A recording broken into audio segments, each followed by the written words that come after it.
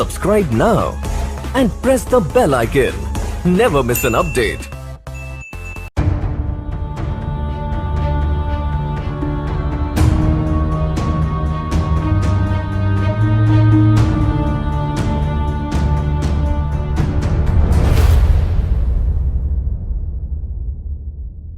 বাংলা সাহিত্যের রোমাঞ্চকর কিছু গল্প দিয়ে সাজানো আমাদের এই বিশেষ নিবেদন সানডে সাসপেন্স। আজকের গল্প হিমাদ্রি কিশোর দাশগুপ্তর অপত্য স্নেহ। হিমাদ্রি কিশোর দাশগুপ্তর জন্ম 1973 সালে কলকাতায়। কলকাতা বিশ্ববিদ্যালয় থেকে ইতিহাসে স্নাতকোত্তর। বর্তমানে প্রায় সমস্ত শিশু কিশোর পত্রিকায় নিয়মিত লেখক। আজকের গল্পটি আমরা নিয়েছি দেব সাহিত্য কুটির থেকে প্রকাশিত ভয়ঙ্কর স্বীকারোক্তি বইটি থেকে। আজকের গল্প পাঠে এবং গল্পের সূত্রধার আমি দীপ। শুরু হচ্ছে অপত্য স্নেহ।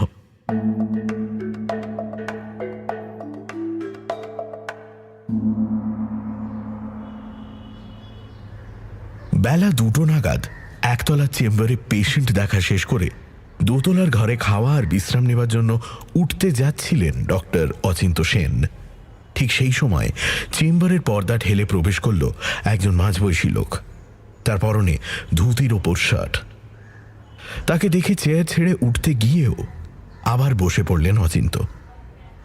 যদিও লোকটা অসময়ে এসেছে, তবুও কোনোদিন কোনো পেশেন্টকে ফেরান না তিনি। অসুখ হলেই তো মানুষ ডাক্তারের কাছে আসে, আর অসুখ কখনো সময় মেনে আসে না। তাই এই লোকটাকেও পেশেন্টের জন্য নির্দিষ্ট চেয়ারটা দেখিয়ে অচিন্তবাবু বললেন, কি হয়েছে আপনার? আমি শিমুল বাগান থেকে আসছি।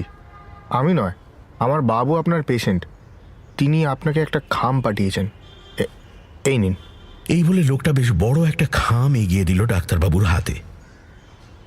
খাম? মৃদু বিস্মিত হয়ে তিনি খামটা খুলতেই তার থেকে বেরিয়ে পড়ল ডক্টর অচিন্ত সেনেরই লেখা একটা প্রেসক্রিপশন, এক টুকরো কাগজে লেখা একটা ছোট্ট চিঠি, আর 1000 টাকার কয়েকটা নোট।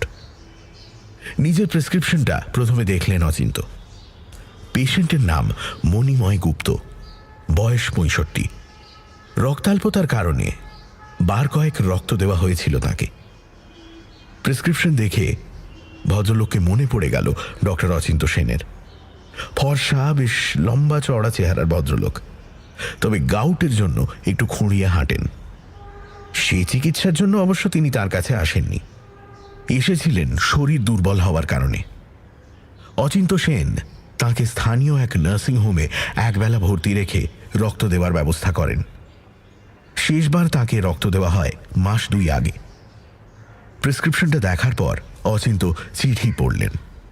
তাতে লেখা, শ্রদ্ধেয় ডাক্তারবাবু, আমার আবার একই অবস্থা। সেই মাথা ঘোরা, হাত পায়ে বল না পাওয়া, ঝিমুনি ভাব এসব শুরু হয়েছে। সম্ভবত আবারও সেই রক্তাল্পতার কারণেই ব্যাপারটা ঘটছে।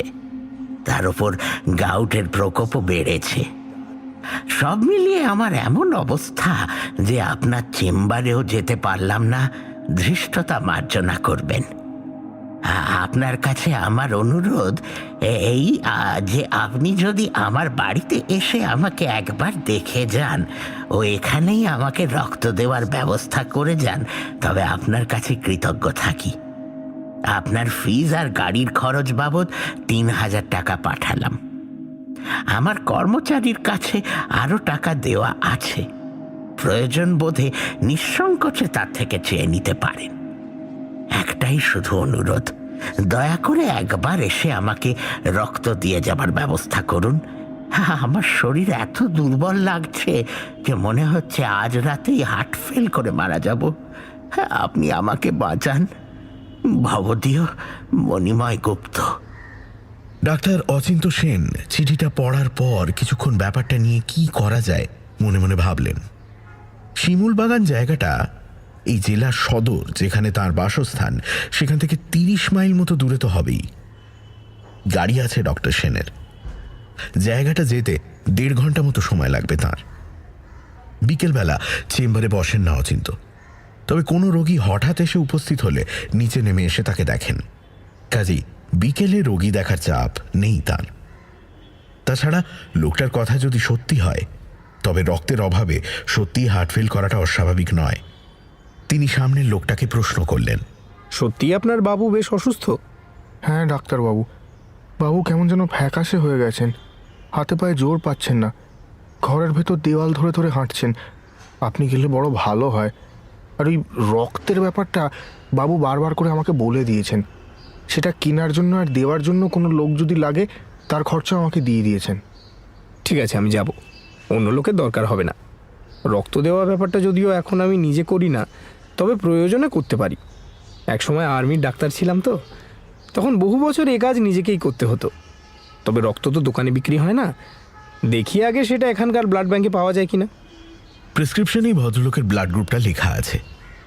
এখানকার সদর হাসপাতালে একটা ছোট ব্লাড ব্যাংক আছে, তার কর্তৃপক্ষের সঙ্গে পরিচয় আছে ডক্টর অচিন্ত সেনের। ব্লাড গ্রুপটা একবার দেখে নিয়ে তিনি এরপর মোবাইলে ফোন করলেন ব্লাড ব্যাংকে। জানা গেল সে গ্রুপের রক্ত পাওয়া যাবে। নিশ্চিন্ত হলেন অচিন্ত। তিনি পত্রবাহককে বললেন, ঠিক আছে, আপনি এখানে একটু অপেক্ষা করুন, আমি তৈরি হয়ে আসছি। জি আগে স্যার। ওপরে উঠে খাওয়া সেরে পোশাক পাল্টে ব্যাগটা নিয়ে নিচে নামতে আধ ঘন্টার মতো সময় লাগলো ডাক্তার সেনে। সে লোকটা চেম্বারেই অপেক্ষা করছিল। বাড়ির বাইরে বেরিয়ে দরজায় তালা দিলেন তিনি। ডাক্তারবাবু একাই থাকেন বাড়িতে, পরিবার থাকে কলকাতায়। বাড়ির সামনেই দাঁড় করানো ছিল গাড়িটা, আর্মি অকশন থেকে কেনা পুরনো একটা জিপ। গাড়িটা তিনি নিজেই ড্রাইভ করেন। গাড়িটা মাঝে মাঝে বিগড়লেও এটাই ডাক্তার অচিন্ত সেনের ব্র্যান্ড মার্ক। এ গাড়ি এ তল্লাটে সবাই চেনে। লোকটাকে নিয়ে গাড়িতে ওঠার আগে একবার আকাশের দিকে তাকালেন অচিন্ত। বৈশাখ মাস, বাতাসে একটা গুমোট ভাব। মাঝে মাঝে এ সময় বিকেলের দিকে ঝড় বৃষ্টি নামে। অচিন্ত সেন মনে মনে হিসেব করে দেখলেন, আসতে যেতে ঘণ্টা 4 সময়, আর রক্ত দিতে ঘণ্টা 3। রাত 10টার মধ্যে তিনি বাড়ি ফিরে আসতে পারবেন।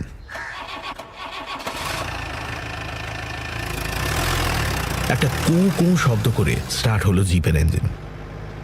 সদর হাসপাতাল ডাক্তার সেনের বাড়ি থেকে বেশি দূরে নয়।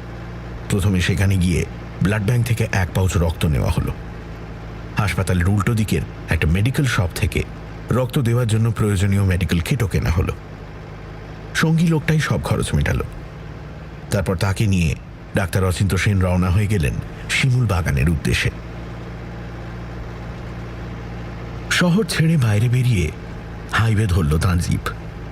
দুপাশে বড় বড় গাছ, সবুজ ধানের ক্ষেত। এসব দেখতে দেখতে এগিয়ে চললেন ডাক্তারবাবু।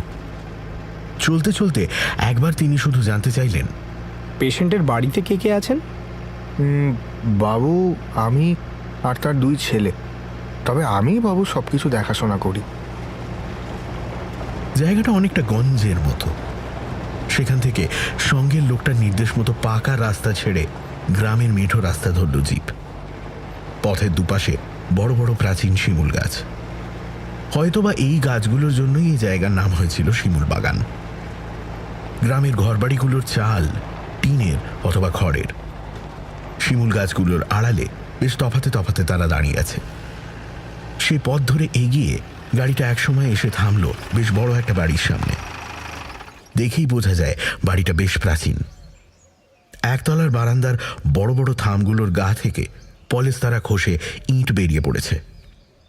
দোতলার লম্বা বারান্দার রেলিংও কোথাও কোথাও অদৃশ্য।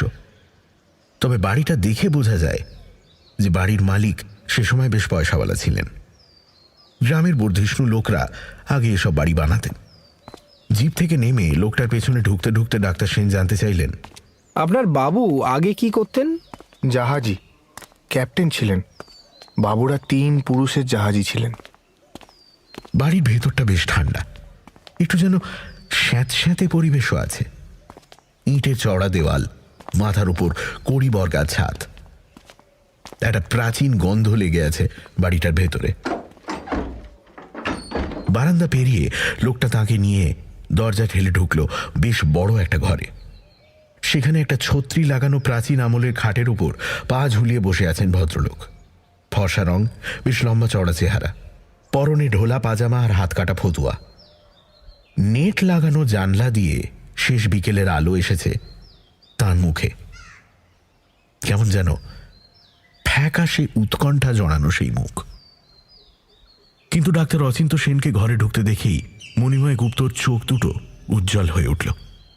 তিনি ঘাট থেকে নেমে খোঁড়াতে খোঁড়াতে দুপা হেঁটে বললেন, আপনি এসেছেন? কি বলেছে আপনাকে ধন্যবাদ দেব জানি না। রক্ত এনেছেন? হ্যাঁ এনেছি, তবে আগে পরীক্ষা করে দেখি যে আপনার রক্তের দরকার নাকি অন্য কোনো সমস্যা। নিন, খাটে শুয়ে পড়ুন। মণিময়বাবু তাঁর কথা শুনে আবার খাটের দিকে এগোতে এগোতে বললেন, ঠিক আগের দুবারের মতোই দুর্বল লাগছে। আমি নিশ্চিত আমার রক্ত লাগবে। এমনভাবে তিনি কথাগুলো বললেন যেন তিনি নিজেই ডাক্তার। মণিময়বাবু খাটে উঠে শুয়ে পড়লেন। ডাক্তার সেন পাশে রাখা একটা চেয়ার টেনে খাটের সামনে বসে প্রথমে তার ব্যাগ থেকে স্টেথোস্কোপ, প্রেশার মাপার যন্ত্র ইত্যাদি বার করে মণিময়বাবুকে পরীক্ষা করতে শুরু করলেন। কিছুক্ষণের মধ্যেই ডাক্তার সেন বুঝে গেলেন যে ভদ্রলোকের কথাটাই ঠিক। রক্ত শূন্য তাঁর দেহ, রক্ত দিতে হবে তাকে। ডাক্তার সেন ভদ্রলোকের উদ্দেশ্যে বললেন, আপনাকে রক্ত হওয়ার জন্য যে ওষুধগুলো দিয়েছিলাম সেগুলো নিয়মিত খাচ্ছেন? হ্যাঁ, নিয়মিত খাই। ওই যে দেখুন না, সব টেবিলে সাজানো আছে। তাছাড়া যা যা খাবার খেতে বলেছেন তাও খাই। সব কথা মেনে চলি। ডাক্তার সেন তার কথা শুনে তার আগে দেওয়া প্রেসক্রিপশনের কাগজটায় চোখ বোলাতে বোলাতে চিন্তিতভাবে বললেন, তবে এমন হচ্ছে কেন? এটা মনে হচ্ছে অন্য কোনো রোগের উপসর্গ। আচ্ছা, এই প্রেসক্রিপশনে আগের বার যে পরীক্ষাগুলো করবার কথা লিখেছিলাম তা করেছিলেন নিশ্চয়ই, বিশেষত হিমোগ্লোবিন পরীক্ষার ব্যাপারটা? কাগজগুলো দেখি। না ডাক্তারবাবু, ওগুলো করা হয়নি। আসলে গেঁটে বাতের জন্য হাঁটতে কষ্ট হয়। পরীক্ষা করতে যাব করেও যাওয়া হয়নি। তাহলে আর আপনার আসল রোগ কিভাবে ধরা পড়বে? আমাকেই বা শুধু শুধু ডাকা কেন? গাউটের জন্য আপনি মরবেন না, কিন্তু রক্তাল্পতার জন্য হার্ট ফেল হতে পারে। আজ রক্ত দিয়ে যাচ্ছি, 2 দিন পর সুস্থ হলে পরীক্ষাগুলো করে আমাকে রিপোর্ট দেখাবেন, নইলে আমাকে আর ডাকবেন না। ঠিক আছে, তাই করব ডাক্তারবাবু। ডাক্তার সেন এরপর জিনিসপত্র, মেডিকেল কিট বার করে রক্ত দেওয়ার প্রস্তুতি শুরু করলেন। খাটের ছত্রি থেকে রক্তের ব্যাগটা ঝুলিয়ে মণিময়বাবুর হাতে চ্যানেল বসাতে বসাতে ডাক্তার সেন তাকে বললেন, শুনলাম আপনার 2 ছেলে আছেন, তারা কোথায়? প্রশ্নটা শুনে মণিময়বাবু মুহূর্তের জন্য একবার দৃষ্টি বিনিময় করলেন ঘরে দাঁড়ানো তার লোকের সঙ্গে। তারপর তিনি তার অন্য হাতটা কড়িবর্গার ছাদের দিকে তুলে দিয়ে বললেন, ওরা ওই ওপরে থাকে। যদিও রক্ত দেওয়া ব্যাপারটা তেমন কিছু নয়, তবুও একজন বাড়ির লোক থাকা ভালো। তারা ওপরে থাকলে নিচে আসতে বলুন। তারা 2 জন ওপরে আছে ঠিকই, কিন্তু এখন নিচে নামবে না। কি করেন তারা? তারা আপনাকে দেখেন না? কিছুই করে না তারা, শুধু খায় আর ঘুমোয়। তাদের খাবারের ব্যবস্থাও আমাকেই করতে হয়। তাদের কথা ভাবতে ভাবতেই তো আমি অসুস্থ হয়ে যাচ্ছি। অপত্য স্নেহ বলে একটা কথা আছে, জানেন নিশ্চয়ই। তাই তাদের বাড়ি থেকে বারও করে দিতে পারি না। এই কথা শোনার পর এই প্রসঙ্গে মণিময়বাবুকে আর কিছু জিজ্ঞেস করা সমীচীন মনে করলেন না ডাক্তার সেন। তিনি শুধু মনে মনে বললেন, কি যুগ পড়েছে, ছেলেরা বুড়ো বাপের ঘাড়ে বসে খাচ্ছে, অথচ অসুস্থ বাপকে দেখার নাম নেই। যাই হোক, কিছুক্ষণের মধ্যেই রক্ত দেওয়ার কাজ শুরু করলেন ডাক্তার সেন। খাটে শুয়ে মণিময়বাবু, খাটের ছত্রি থেকে চ্যানেলের মাধ্যমে রক্ত প্রবেশ করছে তাঁর দেহে। মণিময়বাবুর দৃষ্টি কড়ি কাঠের দিকে নিবদ্ধ। খাটের পাশে চেয়ারে বসে আছেন ডাক্তার সেন। ঘরের চারপাশে একবার তাকালেন তিনি। দেওয়ালে একটা ছবি ঝুলছে মণিময়বাবুর। জাহাজের ডেকে রেলিং ধরে দাঁড়িয়ে আছেন তিনি, তার পরনে ইউনিফর্ম, মাথায় টুপি। সে ছবিটার দিকে তাকিয়ে ডাক্তার সেন বললেন, শুনেছি আপনি জাহাজের ক্যাপ্টেন ছিলেন, বহু দেশ ঘুরেছেন নিশ্চয়ই। কবে অবসর নিলেন? শেষবার কোথায় গিয়েছিলেন? বাইরে সূর্য ডুবতে বসেছে। একটা ঠান্ডা বাতাস ঢুকতে শুরু করেছে ঘরের মধ্যে। ঘরের আলো আঁধারিতে একটা আবছা হাসি যেন মণিময়বাবুর ঠোঁটের কোণে ফুটে উঠল। তিনি বললেন, হ্যাঁ, বহু দেশ ঘুরেছি আমি। শেষ জীবনে জাহাজের ক্যাপ্টেনও হয়েছিলাম, তবে প্যাসেঞ্জার শিপের নয়, কার্গো শিপের, মানে মালবাহী জাহাজের। মুম্বাইয়ের একটা কোম্পানির জাহাজ। আমার শেষ ভয়েজ ছিল ল্যাটিন আমেরিকা, পেরুর তুম্বেজ নামে একটা ছোট বন্দরে। তারপর সেখান থেকে সোজা মুম্বাই ফিরে আসি। সেটাই আমার শেষ ভয়েজ, শেষ সমুদ্র যাত্রা। বছর 7 আগে সে জাহাজ থেকেই আমি অবসর নিই। সেখানে কি মাল নিয়ে গেছিলেন? গবাদি পশু। মালবাহী জাহাজগুলো সাধারণত বিভিন্ন জিনিস পরিবহন করে। আমাদের দেশ থেকে রেশম আর পাট নিয়ে প্রথম গেছিলাম উত্তর আমেরিকাতে। সেখানে মাল খালি করে আমাদের ছোট জাহাজটাতে তোলা হয়েছিল 1 পাল গরু, ষাঁড়, এইসব গবাদি পশু পেরুর এক খামারের জন্য। সেখানে আবার সেগুলো খালি করে ফেরার পথে পেরু থেকে মুম্বাই চিড়িয়াখানার জন্য নিয়ে এসেছিলাম কতগুলো লামা। লম্বা গলার ওই তৃণভোজী প্রাণী ও দেশে প্রচুর মেলে। এই শেষ বন্দরটা আমার খুব ভালো লেগেছিল। কিছু দূরেই পাহাড় জঙ্গল দেখা যেত বন্দর থেকে।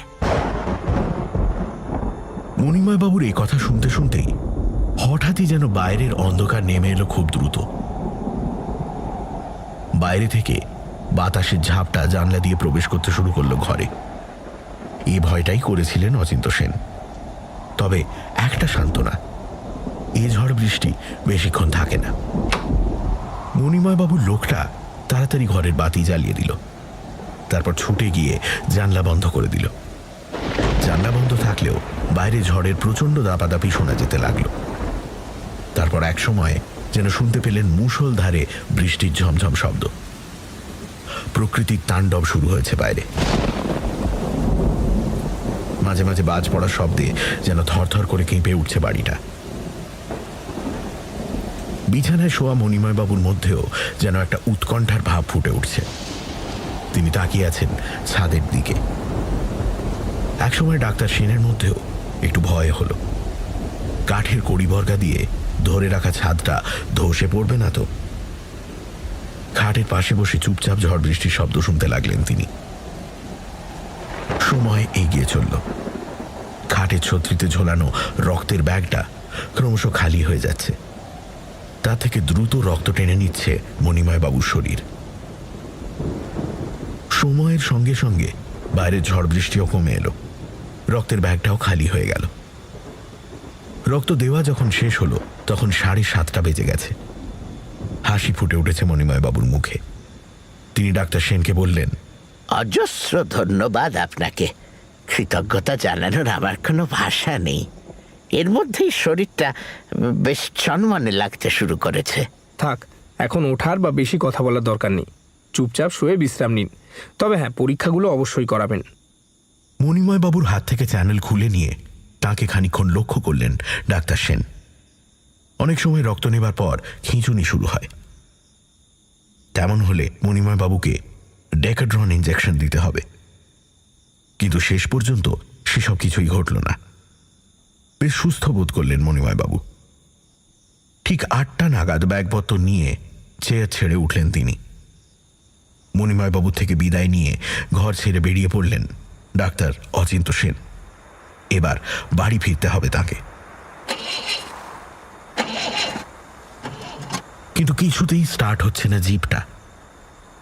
এখনো পিটপিট বৃষ্টি হচ্ছে। বাইরে চারপাশে প্রলয়ের চিহ্ন স্পষ্ট। কিছুটা তফাতেই একটা বড় গাছ ভেঙে পড়ে আছে। মণিময় বাবুর লোকটা একটা ছাতা নিয়ে ডাক্তার সেনকে জিপ পর্যন্ত পৌঁছে দিতে এসেছিল। সে লোকটা দাঁড়িয়েই ছিল। প্রায় আধ ঘন্টা চেষ্টা করবার পর জিপের ইঞ্জিন যখন স্টার্ট নিল না, তখন ডাক্তার সেন বাধ্য হয়ে লোকটাকে বললেন, আচ্ছা, এখানে কোনো মেকানিক আছে?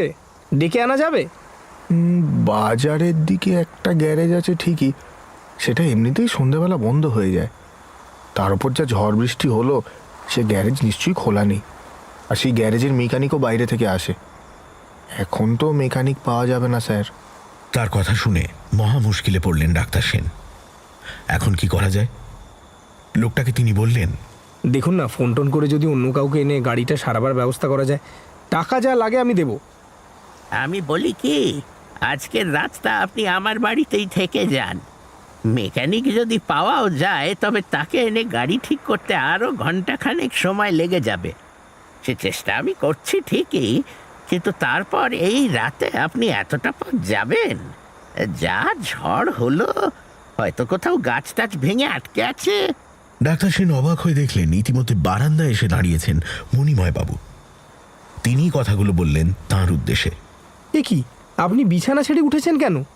তার প্রশ্নটাকে খুব একটা আমল না দিয়ে মণিময়বাবু বললেন, আসুন, আপনি আমার ঘরে আসুন।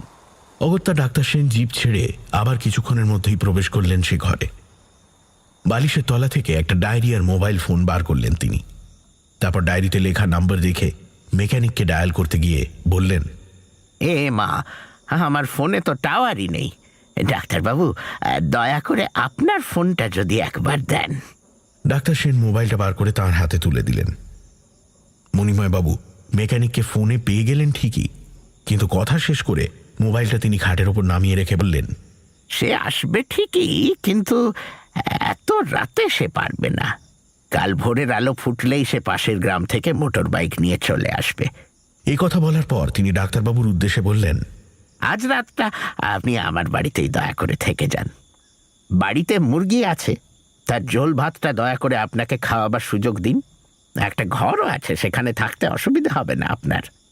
ঠিক আছে, তবে তাই হোক। আপনাদের বিব্রত করতে হচ্ছে আমাকে। ছি ছি ডাক্তারবাবু, এ কি বলছেন? আপনি এখানে রাত্রিবাস করবেন, এটা আমার পরম সৌভাগ্যের। আপনি শুয়ে পড়ুন, আমার ঘরটা শুধু দেখিয়ে দিতে বলুন।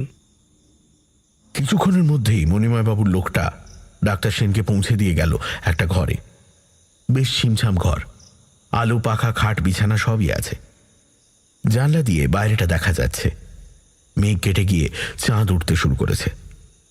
চাঁদের আকার দেখে মনে হচ্ছে আজ বোধ হয় বৈশাখ মাসের পূর্ণিমা। পোশাক ছাড়ার কোনো ব্যাপার নেই। জুতো খুলে বিছানায় শুয়ে পড়লেন ডাক্তার সেন। রাত 9টা নাগাদ খাবার নিয়ে গেল লোকটা, গরম ভাত আর ধোঁয়া ওঠা মাংসর ঝোল। লোকটাকে ডাক্তার সেন জিজ্ঞেস করলেন, বাবু কি খাওয়া দাওয়া সেরে ঘুমিয়ে পড়েছেন? শরীর ঠিক আছে তো? ঠিক আছেন, তবে ঘুমোননি। 12টার আগে তিনি ঘুমোন না। বাবু, আপনার গাড়ির চাবিটা আমাকে দিয়ে দিন। যদি মেকানিক আরও আগে চলে আসে তখন আর বিরক্ত করব না আপনাকে। ডাক্তার সেন চাবিটা দিয়ে দিলেন তার হাতে। লোকটা চলে যাওয়ার পর বেশ তৃপ্তি করে খেয়ে বিছানায় শুয়ে পড়লেন। রাত 12টার আগে ঘুম আসে না তার। অন্ধকার ঘরে শুয়ে নানান কথা ভাবতে লাগলেন। ঘণ্টা খানেক পর তার হঠাৎ খেয়াল হলো তাকে একটা জরুরি কাজে ফোন করতে হবে এক হাসপাতালের নাইট ডিউটিতে থাকা ডাক্তারবাবুকে। মোবাইলের জন্য পকেট হাতড়িয়ে যখন তিনি সেটা পেলেন না, তখন তার খেয়াল হলো যে তিনি সেটা মণিময়বাবুর হাতে দিয়েছিলেন। ফোন করার পর মণিময়বাবু সেটা খাটের উপর রেখেছিলেন। সেটা তাঁরই ঘরে রয়ে গেছে। একটা অপারেশনের ব্যাপারে ফোন করাটা খুব জরুরি। রেডিয়াম লাগানো ঘড়ি দেখলেন ডক্টর সেন। রাত 11টা বাজে। মণিময়বাবুর লোকটা যা বলে গেল তাতে মণিময়বাবুর জেগে থাকার কথা। ফোনটা আনা প্রয়োজন যদি তিনি জেগে থাকেন। কাজেই বিছানা ছেড়ে উঠে পড়লেন তিনি। সারা বাড়ি অন্ধকার, কোথাও কোনো আলো জ্বলছে না, কোনো শব্দ নেই কোথাও। অন্ধকার হাতড়ে 2-3টে ঘর পেরিয়ে বারান্দা দিয়ে হেঁটে মণিময়বাবুর ঘরের সামনে এসে দাঁড়ালেন তিনি। ঘরের দরজা ভেতর থেকে বন্ধ। তবে কি ঘুমিয়ে পড়েছেন মণিময়বাবু? ডাক্তার সেন ফিরে আসতে যাচ্ছিলেন, ঠিক সেই সময় ঘরের ভেতর মণিময়বাবুর গলা শুনতে পেলেন তিনি। মণিময়বাবু যেন কার সঙ্গে কথা বলছেন।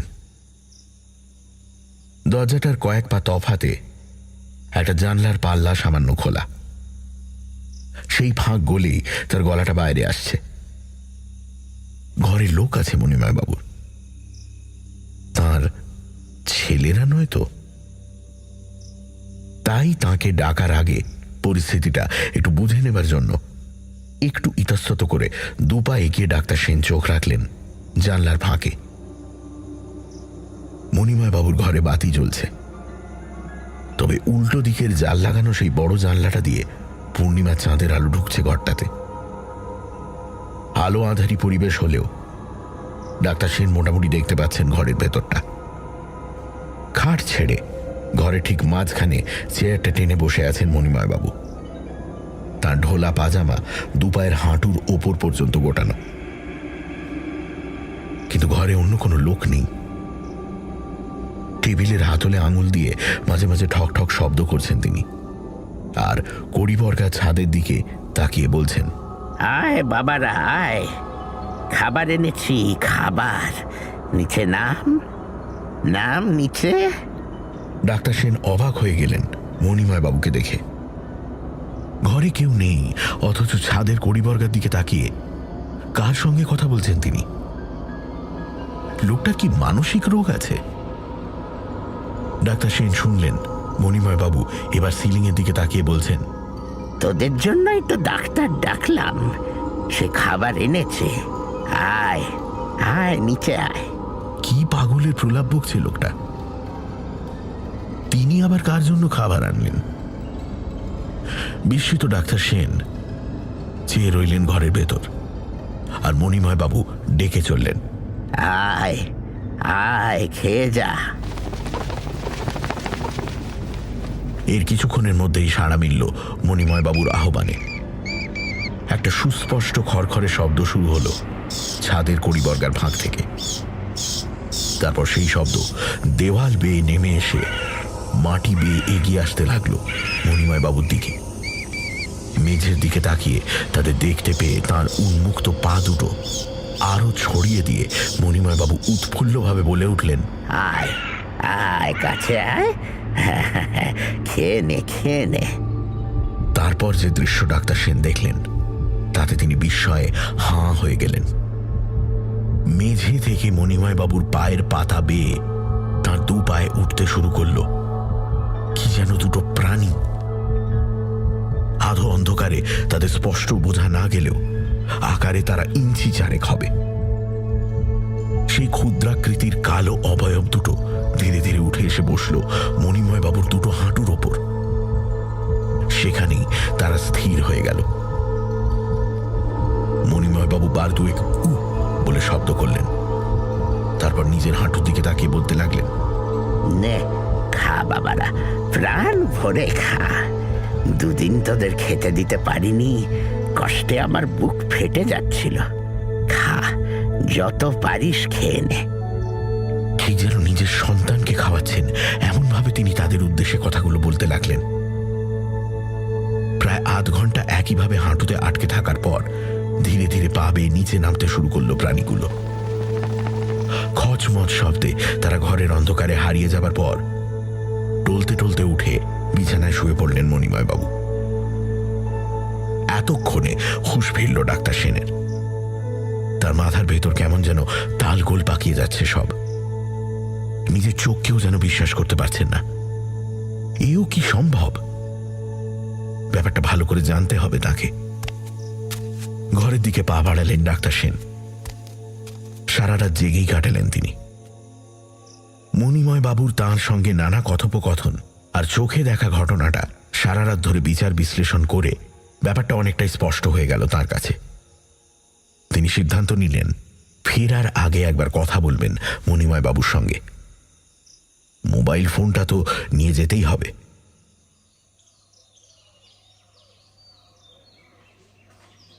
ভোরের আলো ফোটার সঙ্গে সঙ্গেই বাইরে লোকজনের গলার শব্দ শোনা গেল। মেকানিক এসেছে গাড়ি সারাতে। বেরোবার জন্য তৈরি হয়েছিলেন ডাক্তার সেন। ঘর থেকে বেরিয়ে এসে তিনি মণিময় বাবুর দরজায় টোকা দিলেন। দরজা খুললেন মণিময় বাবু। যেন মৃদু অবসন্ন দেখাচ্ছে তাকে। ডাক্তার সেনকে দেখে মৃদু হেসে সুপ্রভাত জানালেন। মেকানিক গাড়ি সারাচ্ছে, তার আগে আপনাকে একবার পরীক্ষা করে যাব, ফোনটাও নেব।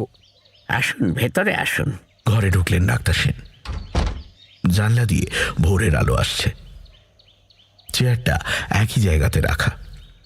সেটা দেখিয়ে ডাক্তার সেন মণিময় বাবুকে বললেন, আপনি ওই চেয়ারটাতে বসুন। তার কথা শুনে মণিময় বাবু বিছানায় রাখা মোবাইল ফোনটা তার হাতে তুলে দেওয়ার পর বেশ খুঁড়িয়ে খুঁড়িয়ে হেঁটে গিয়ে সেই চেয়ারটাতে বসলেন। ডাক্তার সেন এবার তাঁর উদ্দেশ্যে বললেন, আপনার পাজামাটা হাঁটুর ওপরে তুলে ফেলুন, আপনার হাঁটু দুটো আমি পরীক্ষা করব। সে কি, আপনি আমার হাঁটু পরীক্ষা করবেন কেন? হ্যাঁ, আমার গেঁটে বাত আছে ঠিকই, তবে তার ডাক্তার অন্য। আমার রক্তাল্পতার সঙ্গে তার সম্পর্ক কি? হ্যাঁ, সম্পর্ক আছে। যা বলছি তাই করুন। খুলুন বলছি। অবাক চোখে তাঁর দিকে কিছুক্ষণ তাকিয়ে থাকার পর মণিময় বাবু ধীরে ধীরে পাজামাটা হাঁটুর ওপর উঠিয়ে ফেললেন। তাঁর হাঁটু দুটোতে জেগে আছে অজস্র বিন্দু বিন্দু ক্ষত চিহ্নের দাগ। তার কোনোটা পুরনো, আবার কোনোটা একদম টাটকা। এগুলো কিসের দাগ? ওই গেঁটে বাতের জন্য অ্যাকুপাংচারের চিকিৎসা করাই তো। এটা সেই নীল মানে যে ছুঁচের দাগ। মিথ্যে কথা বলবেন না, আমি ডাক্তার, নিডলের দাগ আমি চিনি। আপনি কি বলছেন আমি বুঝতে পারছি না। আপনি সবই বুঝতে পারছেন, আর আমিও পারছি, কারণ আমি কাল জানলা দিয়ে আপনার ছেলেদের দেখেছি যখন আপনি তাদের খাওয়াচ্ছিলেন। ওদের আপনি সংগ্রহ করলেন কিভাবে? ডাক্তার সেনের কথা শুনে ফ্যাকাশে হয়ে গেলেন মণিময় গুপ্ত। তিনি বুঝতে পারলেন তিনি ধরা পড়ে গেছেন। কিছুক্ষণ ভ্যাল ভ্যাল করে মণিময় বাবু ডাক্তার সেনের দিকে তাকিয়ে থাকার পর অবশেষে বললেন, আপনি যখন দেখেই ফেলেছেন তখন শুনুন। আপনাকে আমি বলেছিলাম যে একদল পশু নিয়ে আমি পাড়ি দিয়েছিলাম পাহাড় জঙ্গল ঘেরা ল্যাটিন আমেরিকার পেরুর তুম্বোজ জঙ্গলে। এই অঞ্চলের জঙ্গলেই ওদের বসবাস। প্রায় 1 মাস মাল খালাসের জন্য আমাদের অপেক্ষা করতে হলো ওই বন্দরে। সেই গবাদি পশুগুলো ছিল জাহাজের খোলের মধ্যে। মাল খালাস করে লামাগুলোকে নিয়ে ফেরার পথ ধরলাম আমরা। মাঝ সমুদ্রে এসে খোলটা পরীক্ষা করার জন্য একদিন 2 জন কুলিকে নিয়ে খোলে নামি আমি। সেদিনই খোলের মাথায় একটা খোপের মধ্যে ওদের আবিষ্কার করলো একটি কুলি। সে আগে বহুবার এ অঞ্চলে এসেছে, কাজেই সে চিনে ফেললো তাদের। ওরা তখন নেহাতি শিশু। খোলের গায়ে আলো বাতাস প্রবেশের জন্য যে পটহোল বা গোল জানলা থাকে, তা দিয়েই সম্ভবত গরু ষাঁড়গুলোর রক্ত খাবার জন্য ভেতরে ঢুকেছিল ওদের বাবা মা। তারপর অফুরন্ত খাদ্যের সন্ধান পেয়ে খোলের আধো অন্ধকার ভালো লেগে যাওয়ায় সেখানের সিলিংয়ের অন্ধকার খোপে বাচ্চা প্রসব করে। কিন্তু তারপর জাহাজ চলতে শুরু করেছে বুঝতে পেরেই সম্ভবত বাচ্চাগুলোকে সেখানেই রেখে দিয়ে তারা ফিরে যায়। যাই হোক, খুদে খুদে বাচ্চাগুলোকে দেখে খুব মায়া হলো আমার। ছোটবেলা থেকেই পশু পাখি পুষতাম আমি, তাদের ওপর আমার দারুণ মায়া। তখন ওরা সংখ্যায় 3 জন ছিল। ওদের আমি বসিয়ে দিলাম লামাগুলোর গায়ে, কিন্তু ওদের দাঁত তখনও লামাগুলোর মোটা চামড়া ভেদ করার মতো শক্ত হয়নি। কাজেই রক্ত পান করতে না পেরে 2 দিনের মধ্যেই একজন মারা গেল। অন্য 2 জন ধুঁকতে লাগলো অনাহারে। এত সুন্দর প্রাণী দুটো এভাবে মারা যাবে? যদি তাদের 2 জনকে বাঁচানো যায় তবে দেশে ফিরে কোনো চিড়িয়াখানায় দেওয়া যাবে। কিন্তু কিভাবে ওদের বাঁচানো যায়? হঠাৎ একটা বুদ্ধি মাথায় খেলে গেল আমার। ওদের আমি নিয়ে এলাম আমার কেবিনে। দরজা বন্ধ করে আমি ওদের বসিয়ে দিলাম আমার উন্মুক্ত উরুর ওপর। লামার মোটা চামড়া ভেদ করতে না পারলেও মানুষের নরম চামড়া ভেদ করে রক্ত পান করতে শুরু করলো ওরা। কতটুকুই বা তখন, 1 ইঞ্চি 2 হবে। ভাবলাম কদিনে কতটুকুই বা রক্ত খাবে তারা। আমার তখন সুঠাম চেহারা। ভাবলাম দুষ্প্রাপ্য প্রাণী দুটোকে বাঁচিয়ে এদেশের চিড়িয়াখানা কর্তৃপক্ষের হাতে তুলে দেব আমি। কিন্তু শেষ পর্যন্ত আমি তা পারলাম না।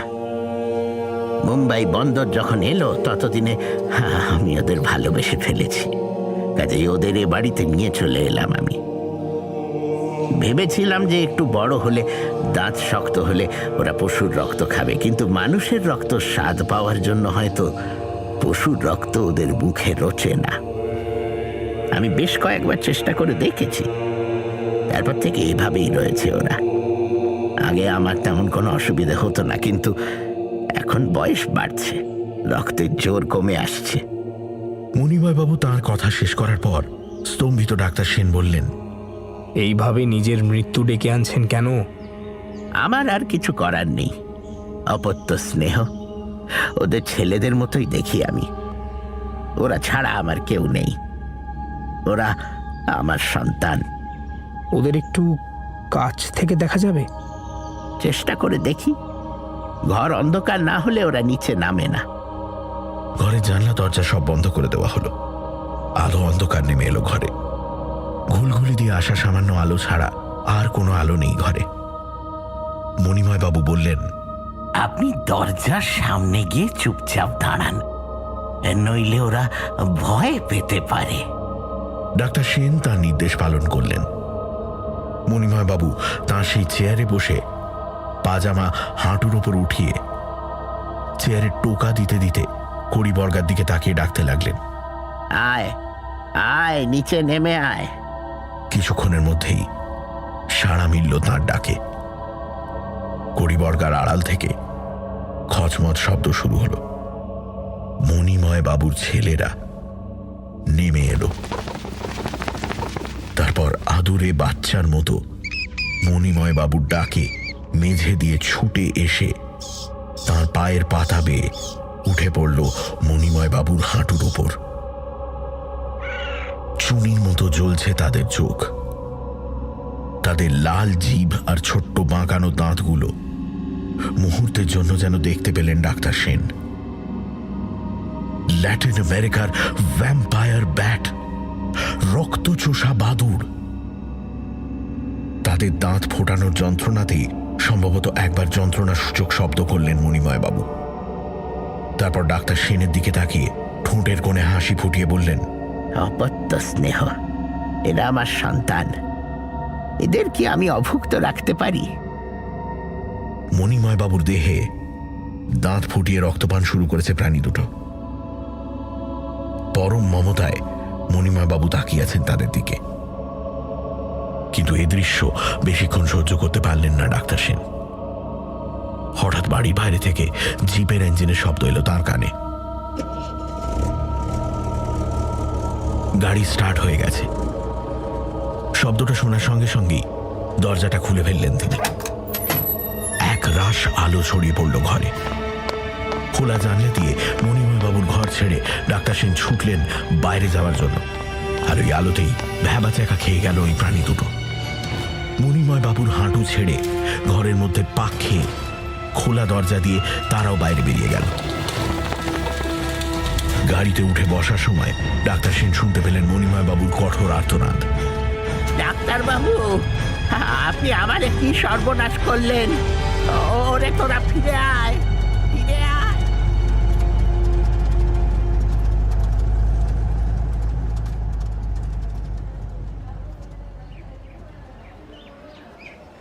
মণিময় বাবু আর আসেননি ডাক্তার অচিন্ত সেনের কাছে। মাসখানেক পর ডাক্তার সেন একটা কাজে গেছেন সদর হাসপাতালে। হাসপাতালে ঢোকার মুখে হঠাৎ একটা লোককে দেখে চিনতে পারলেন তিনি। মণিময় বাবুর সেই লোক। লোকটাও চিনতে পারল তাকে। ডাক্তার সেন তাকে দেখে থমকে দাঁড়িয়ে জিজ্ঞেস করলেন, বাবু কেমন আছেন? হাসপাতালে ভর্তি নাকি? তিনি দুদিন ভর্তি ছিলেন এখানে। গতকাল রাতে মারা গেছেন।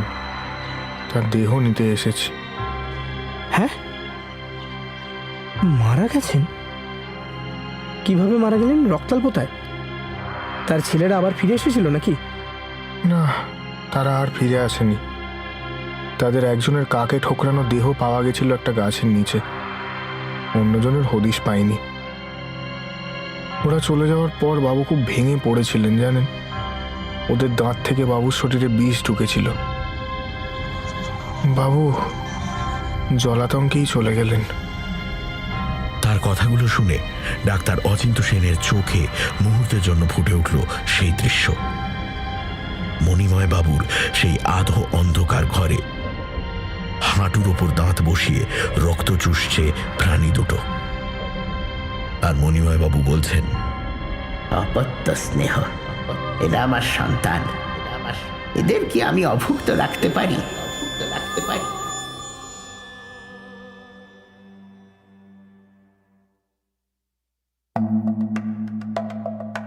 সানডে সাসপেন্সে আজ শুনলেন হিমাদ্রি কিশোর দাশগুপ্তর অপত্য স্নেহ।